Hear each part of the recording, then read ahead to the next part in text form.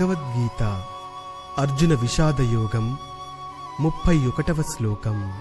నచ శ్రేయోను పశ్యామి హత్వా స్వజనమాహవే నకాంక్షే విజయం కృష్ణ నచ రాజ్యం సుఖాని చ. అర్జునుడు శ్రీకృష్ణుడితో పలికిన శ్లోకం. ఓ కేశవా, నాకు అనేక అపశకునములు కనబడుచున్నవి. ఈ యుద్ధమున నా జనులను చంపుట వలన నేను పొందు శ్రేయస్సు ఏమిటో నాకు తెలియడం లేదు. భాష్యము. తన నిజస్వార్థగతి విష్ణువు లేదా శ్రీకృష్ణుని యందే కలదని తెలియక బద్ధజీవులు దేహ సంబంధములందే సుఖము కలదని భావించుచు వాటిచే ఆకర్షింపబడుతురు. జీవితముకు సంబంధించిన అట్టి అంధవిశ్వాసముతో వారు భౌతిక సుఖములకు హేతువులైన వాటిని కూడా విస్మరించుతారు. ఇక్కడ అర్జునుడు క్షత్రియ ధర్మములను కూడా విస్మరించినట్లుగా కనిపించును.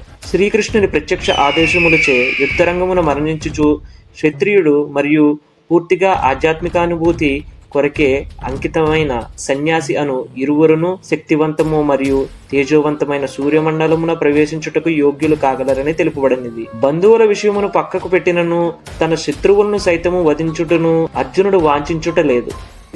బంధువులను చంపుటచే జీవితమును తనకు ఎట్టి సుఖము లభింపదని అతడు భావించుచున్నాడు. కనుకనే ఆకలి లేనివాడు వండుటకు ఇష్టపడనట్లుగా అతడు యుద్ధము చేయుటకు అంగీకరింపలేకున్నాడు. ఇప్పుడు అతడు నిరాశతో అడవికి వెళ్లి ఏకాంత జీవితం గడపాలని నిశ్చయించుకున్నాడు.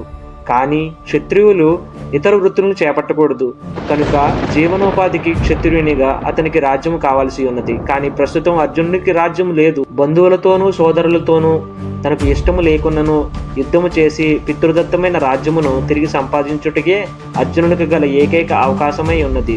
కానీ అట్లు చేయుటను అతడు వాంఛించుట లేదు. కనుక అడవికేగి నిరాశతో కూడిన ఏకాంత జీవితంను గడపుటే తనకు తగినదని అతడు భావించెను. భగవద్గీత అర్జున విషాదయోగం 32వ శ్లోకం. కిం నో రాజ్యేన గోవింద కిం భోగైర్జీవితేన వా యేషామర్థే కాంక్షితం నో రాజ్యం భోగా సుఖాని చ. అర్జునుడు శ్రీకృష్ణుడితో పలికిన శ్లోకం. ఓ కృష్ణ, నేను ఈ విజయమును గాని రాజ్యమును గాని సుఖములను గాని కోరుకోవటం లేదు.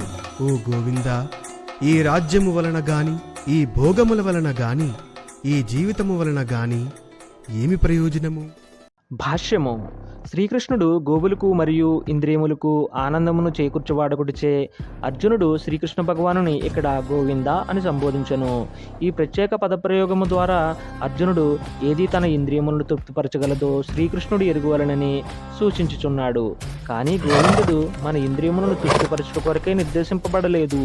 కానీ మనం గోవిందుని ఇంద్రియములను తృప్తిపరచడానికి ప్రయత్నించినచో ఆ ప్రయత్నమునకు మన ఇంద్రియములు కూడా తృప్తి నొందగలవు. ప్రపంచంలో ప్రతి మానవుడు భౌతికంగా తన ఇంద్రియాలను సంతృప్తిపరచుకునవలనని అట్టి తృప్తిని భగవానుడు సమకూర్చవలనని కోరుకుంటాడు.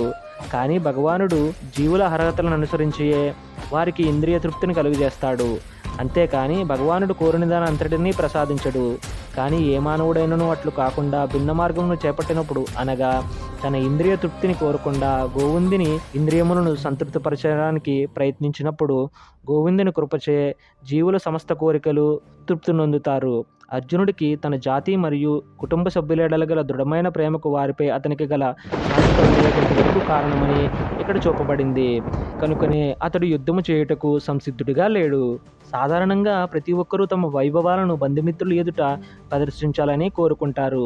తన బంధుమిత్రులందరూ యుద్ధరంగమును చంపబడినచో విజయానంతరం తన సంపదలను వారితో కలిసి పంచుకోవటానికి అవకాశం లభింపదని అర్జునుడు భయపడుచున్నాడు. భౌతిక జీవితమునందలి భావములు ఈ విధంగానే పరిగణింపబడుచుండును. కానీ ఆధ్యాత్మిక జీవితం దీనికి పూర్తిగా భిన్నమైనది. భక్తుడు ఎల్లప్పుడూ భగవానుని కోరికలను సంతృప్తిపరచదలుచును. కనుక భక్తుడు భగవానుడు అనుమతిస్తే భగవత్ సేవ కొరకు అన్ని రకాల సంపదలను గ్రహింపవచ్చును. భగవానుడు అనుమతించినచో ఆ భక్తుడు చిల్లి గవ్వనేనను గ్రహింపరాదు. అర్జునుడు తన బంధువుల్ని చంపాలని అనుకోవడం లేదు.